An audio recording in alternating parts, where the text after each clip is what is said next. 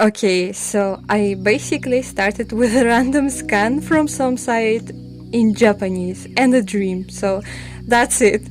It's gonna be a lot of me just rambling about the information I found. Sorry if I misunderstood something, really. I couldn't find a proper translation anywhere. Honestly, I'm just grateful that someone even scanned the magazine because it's so hard nowadays to find how masters actually work, and Ayami Kojima is definitely not an exception. I tried to find videos of how she paints. I found something similar, but it was digital, and I really wanted to experience the original, traditional process. Since I was a child, I wanted to draw like her, literally. What I'm doing here, I already prepared the base. I'm not doing, like a full study or the whole artwork because it's massive. It's on like A2 paper and there are so many details. I'm convinced a lot of it was just freestyle. I honestly don't know what level you need to perfectly plan all of this. I started with a very thin layer of smudged pencil. According to the note, you need to kind of lock it in with the thin layer of ink diluted with water. She uses India ink, but I couldn't find it in my city for some reason, so from what I understood, the main difference is that it contains the binder like rubber or latex, so I tried to find something similar and I did.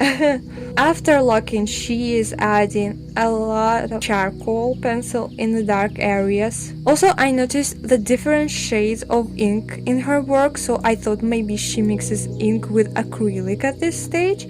I tried to mimic that, although I don't think I had like exact colors. She has this very specific, almost golden tones. After that, you're supposed to cover everything with gesso.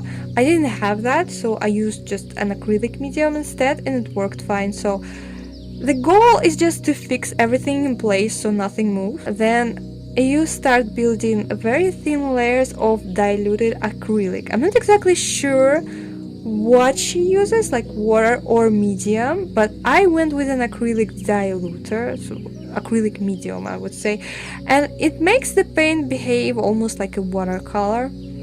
So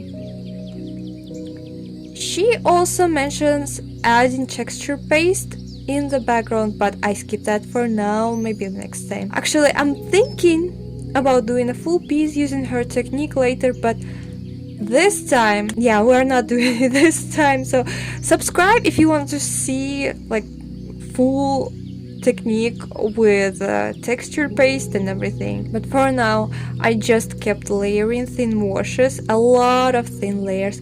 But at some point, it feels like she switches to more, opaque colors, almost like working with oils. You start thin and you're gradually going thicker. Then I went back into the darker areas and added more ink because of the surface created by the acrylic and the medium. The ink spreads really nicely and stays where it needs to. I'll be honest, the most important part, like how she actually builds the final rendering, feels kind of hidden for me. It's like, that meme, draw the owl. Like first step you got 2 circles and the second step you got the finished owl. That's exactly how I felt. At the end, she uses white acrylic to bring back highlights and also adds more charcoal and smudging it for more smoothness and contrast. I also keep wondering how her work looks in real life, because in the scan you can barely see the centers of the roses, but in the magazine photos they're much clearer. And I'm pretty sure she used some kind of gold or shimmery acrylic, which just doesn't translate through scans. I hope one day I'll see it in person, because it will be such an impactful experience for me, I swear.